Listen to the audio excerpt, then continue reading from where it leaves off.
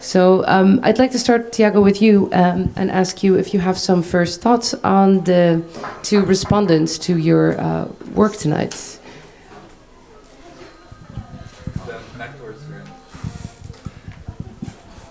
Just as a first thought to something Eric said, that we're not talking about just technical systems, that there's a whole lot of policy and culture behind. Just wanted to mention that I spent about a year in San Francisco, Oakland recently, and sort of seeing where some of this comes out, and how, at least on the ground, how, not naive, but how, they have these greater dreams. They say things that I might agree with, of fixing and changing, but at some point the magnitude of it is different, So just like policy changed radio in some ways, and over there it's not government policy, it's more of this unspoken culture. Everyone that's there is kind of the same. And we're seeing the results of that everywhere else on the planet. And I didn't know this. I went out there to figure out what Silicon Valley is about. I went to Twitter to ask them why our sound weapon tweets were disappearing, and sat down with someone who explained to us how trending works. And so seeing that culture was enlightening and scary at the same time. So that was just the one comment about the, invisible systems behind. One of the things that stood out for me is that Eric, you mostly talked about, making do, maybe just, let's say, adjusting to a situation and making the very best use possible of the technologies at hand, let's say. And you mentioned that that also referred to a media of crisis, in a way. And subsequently, Marc, you were talking about how crisis also pushes media to develop and making newer media and developing these. So I was wondering if, is this then maybe, let's say, what is there next to expect for us? Because I think crisis, as pointed out by all three of you in different ways, are very present in our times. It's global, it's virtual, and it's physical. In a way, it doesn't mean that we need to be scared all the time, not right here, or don't worry, especially here. But what I'm trying to get at is we can always talk about these things, and sometimes I feel a little bit, left unsatisfied with then how do we personally deal with that, and how will we push media forward and reclaim them? I know it's a big topic. I'll just grab the phone, the mic, and give it to either one of you to respond. I don't know how to respond to that question. Geez.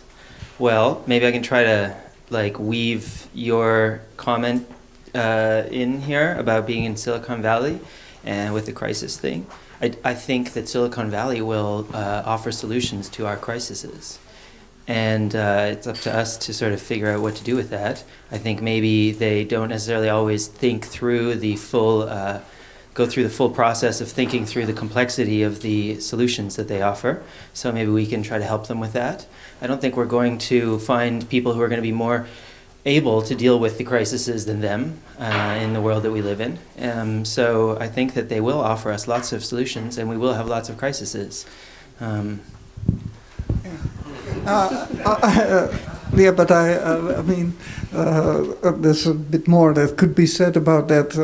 There is indeed, I think you are also right in pointing that out, an interesting dialectics between new media development and crisis. I would say not all new media development is necessarily only pushed by crisis. There might be other engines. But it's definitely a very important one.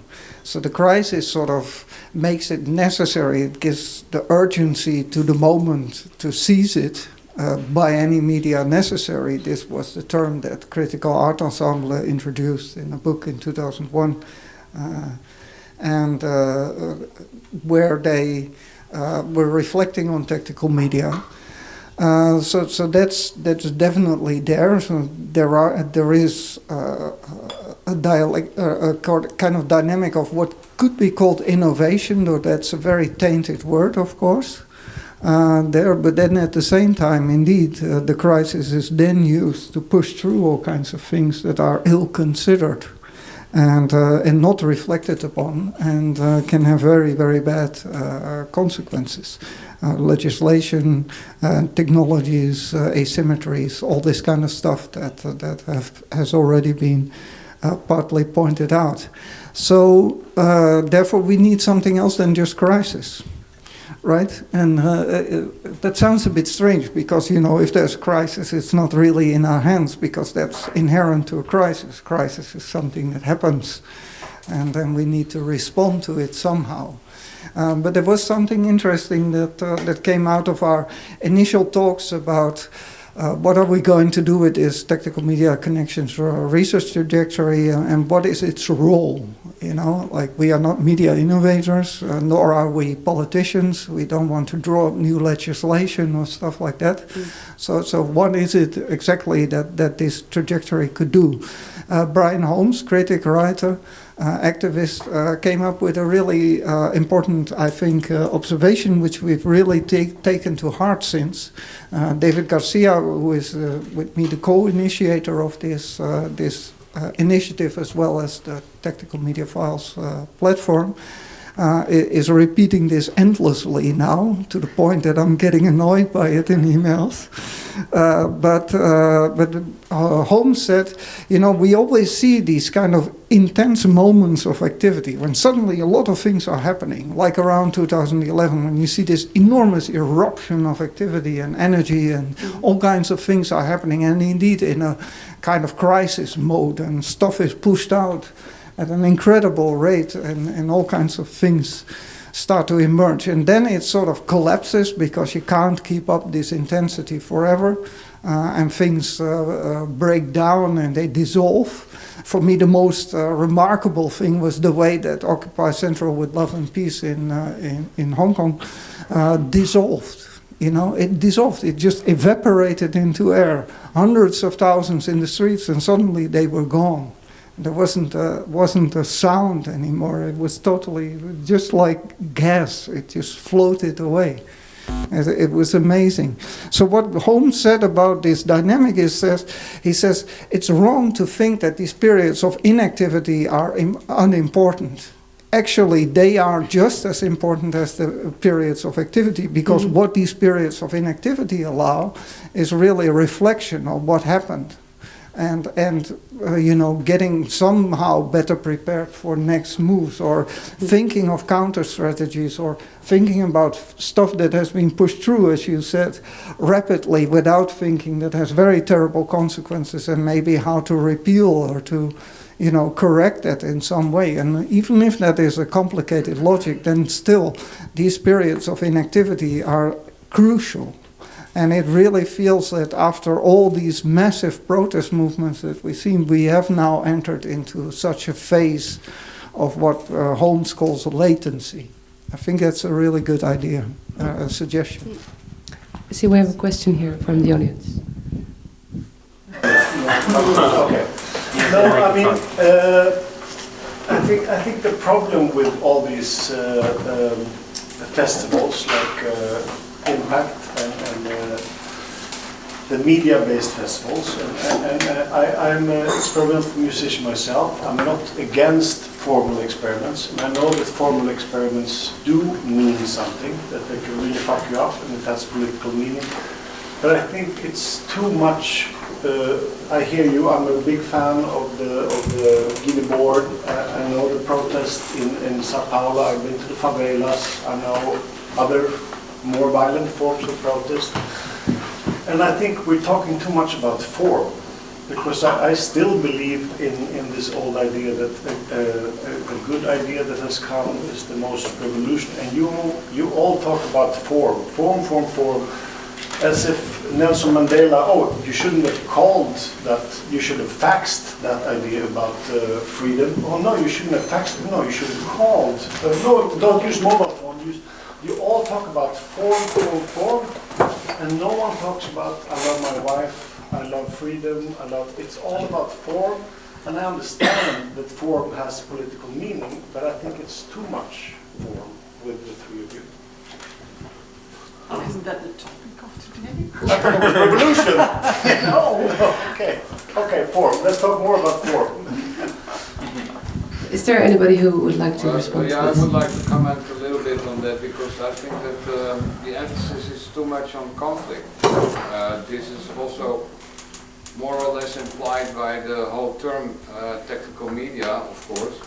So in a certain way, personally, I feel much more at home with the situationist terminology from the 60s. Why? Because that has a much more playful character. You know, so in a certain way, the whole concept of latency that Eric is referring to is exactly what the situationists were doing all the time. You know, when Guy Debord is doing a dérive in Paris, he is actually performing latency, I would say. You know, so Trying to get drunk. And trying to get drunk. Let's be a little bit more playful about this whole thing, and not just talk in terms of crisis and conflict. I think that's an interesting point that's maybe more or less raised in Thiago's work that also started this evening. Maybe you want to respond? Bear with me, I'm going to try to organize this in some way that connects, but when Marc talked about the situationists earlier, reminded me of an essay called Century of Anxiety, written by a group, I think they're anonymous on purpose, called the Institute for Precarious Consciousness. And the idea of the essay, put briefly, is they're pointing out problems with how we are doing activism today, how they relate to the situationists. Because he says I don't know who wrote it, the Institute.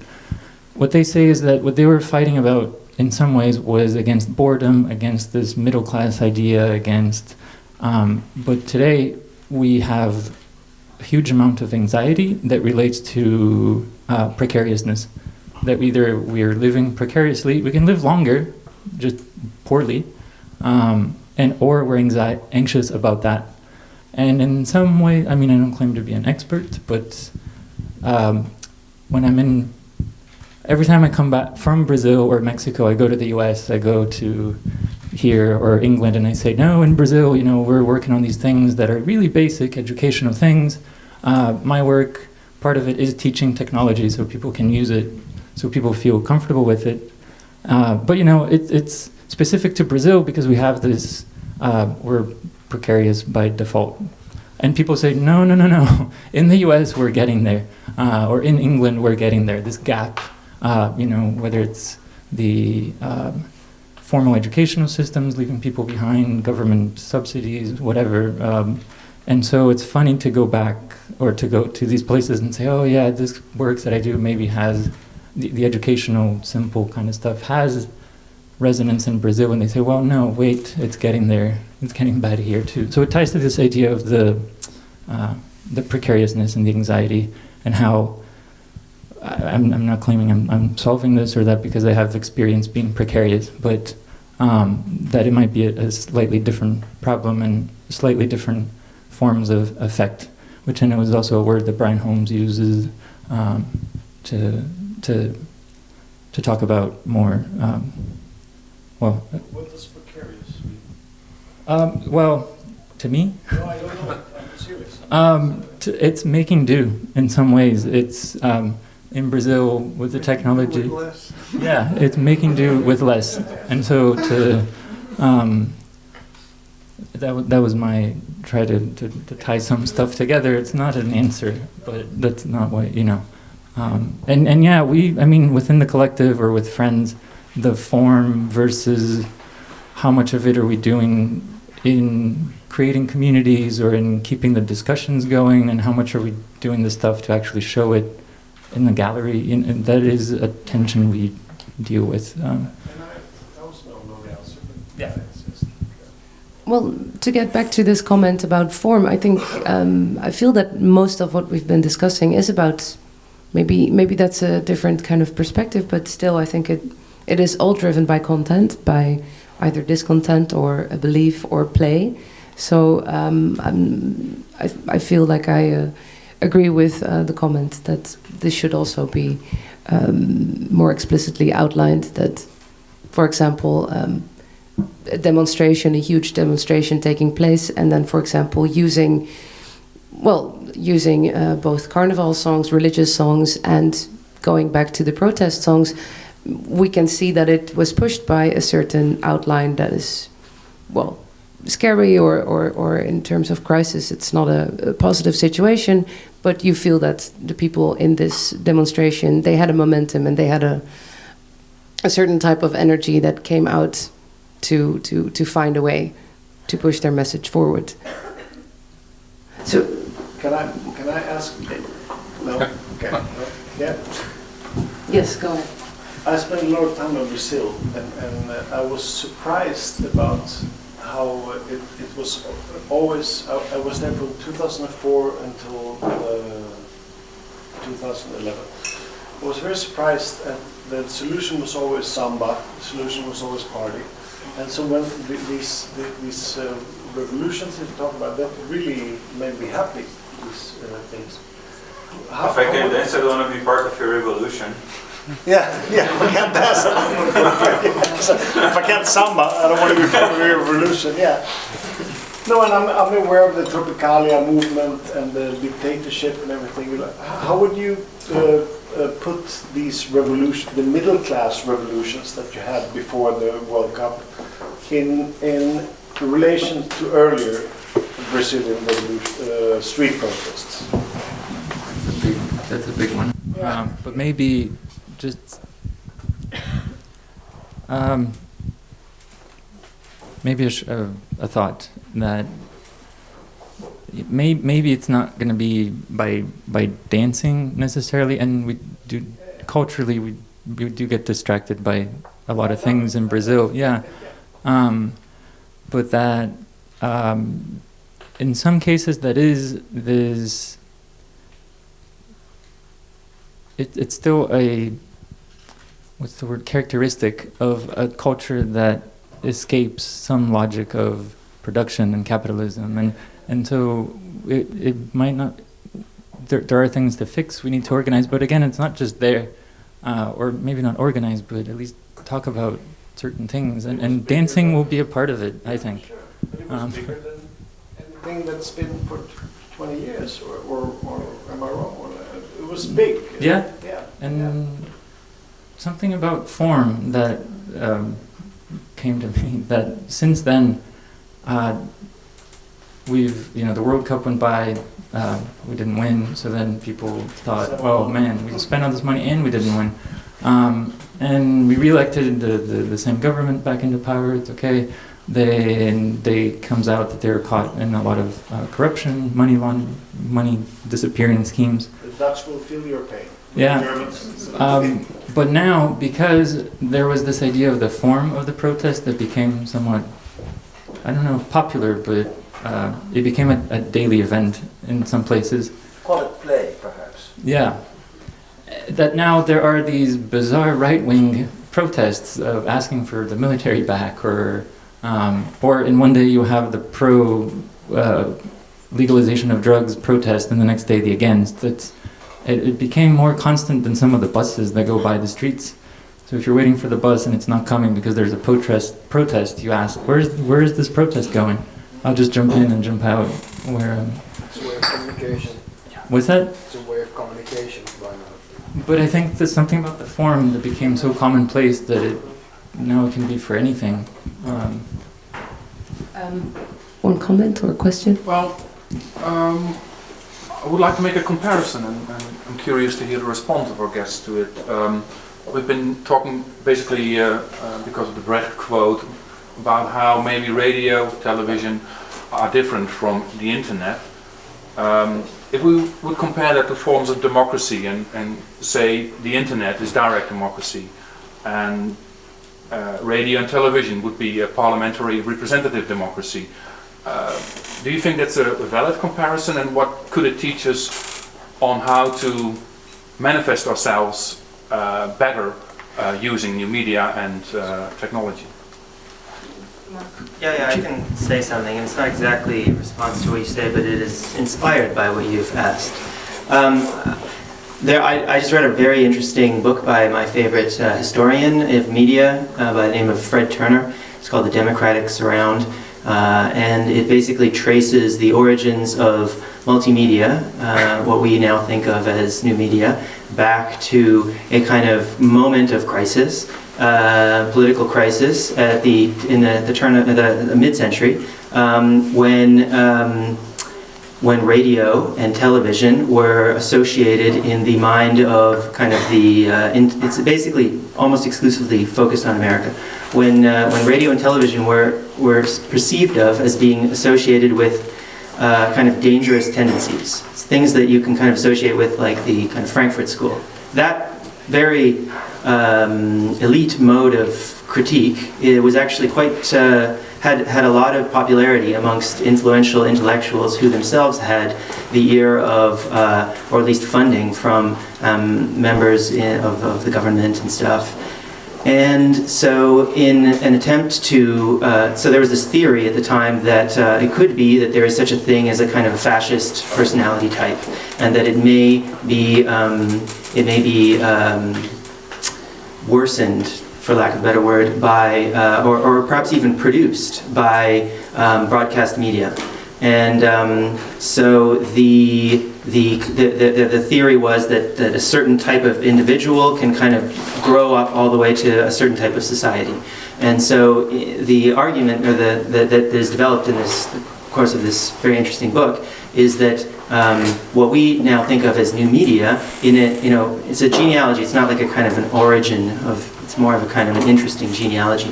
It could be traced back to experiments in a kind of a democratic mode of propaganda that were developed by installation designers working for the Museum of Modern Art, amongst other places, where they developed these kind of this mode of interaction that did not imply a single way of interpreting things, nor was it kind of addressing a single subject, but rather people could move around and kind of explore their own, explore the space on their own and come to their own conclusions.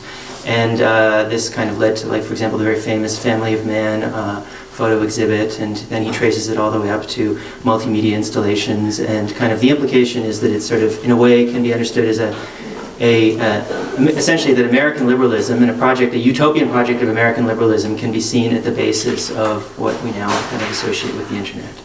And that can be kind of compared, at least in the minds of American liberals in the mid-century, with a kind of a sort of authoritarian tendency in radio and television. So it's kind of an interesting genealogy that kind of relates these media to different kinds of political systems. Do I understand it correctly that this will produce a better kind of human? Yeah, that was the idea. Yeah. That would produce a more liberal individual who would make up their mind for themselves. And of course, cybernetics was very centrally involved in this kind of thing. And it was a liberal individual, of course, which is the world that we arguably now live in, where we can kind of make up our minds for ourselves. And so now it's a very different kind of problem, of course, than it was then. Which a more liberal word means that we need to kind of like normalize before, and the whole situationist idea, which is against normalization, is kind of like... I think the situationist thing, in a sense, is less applicable and perhaps somewhat irrelevant in relation to the kind of current problems, arguably. Now that's a bit of a controversial thing to say, because their project was developed in relation to this kind of mid-century problem, where they were kind of concerned with a sort of an authoritarian state, and that's a different kind of an enemy. Kind of talking about like alienation and normalization and this, but through media or through several. That's the whole. That's how I see their reaction, the situationist, their reaction to some kind of normalization, which in that sense they were much more in a smaller grade, but now we're talking much more like in a global scale, this normalization is much bigger, no? Or no, I don't know, I'm asking. I think that there's an argument that can be made there. No, I mean, I don't want to, I've had enough time here, I feel like I've babbled at length. Yeah, no, I wanted to draw two remarks together, which is the one about playfulness and the one about forms of democracy, because I think Menno is right in reminding us that this playful dimension is crucial, and it has also been crucial to the thinking about technical media itself, which positioned itself as trickster media, as some kind of very playful type of intervention. But then to reduce the discussion to a simple opposition of representative versus direct democracy misses the point of that we need all these different dimensions. I mean, I get sometimes very somber in the last few days in particular when I think about, on the one hand, this giant refugee crisis we have on our hands, and on the other hand, what happened in Greece. And I completely agree with Varoufakis that this is primarily a failure of the European project. And I'm really wondering how can we repair that one. So that makes me very, somber in a way. But then we need to transcend these kind of, situations, if you want, to create something new. And this idea of technical media, for me, it's also something that we're deeply involved in a discussion now. Is also about the creation of new kinds of existential territories. So this is a really good way of thinking about it. So it's not about one or the other political form. No, it's about reimagining different ways of life, just different ways of existing on all kinds of levels, aesthetically, sexually, politically, economically, in terms of how we relate to the environment, all these different dimensions. And this shouldn't be just the somberness that I feel right now, but it should also be the trickery and the playfulness, and also the aesthetic dimension and the experience of that, as well as the joy and the feeling of, some kind of human interaction that is on all these different levels, including, and very importantly, so the corporeal level, the body. Let's just please not forget the body. It's not just about media. This is about interfacing all of these different forms of experience. That's what it's really about, I think. I almost could think of a better way to wrap up the evening. I would say amen to Erik Kluitenberg. This is like group therapy for all of us. I'd like to thank once more Erik Kluitenberg, Marc Tuters, and Thiago Hersan for your wonderful residency and your project. Thank you for coming.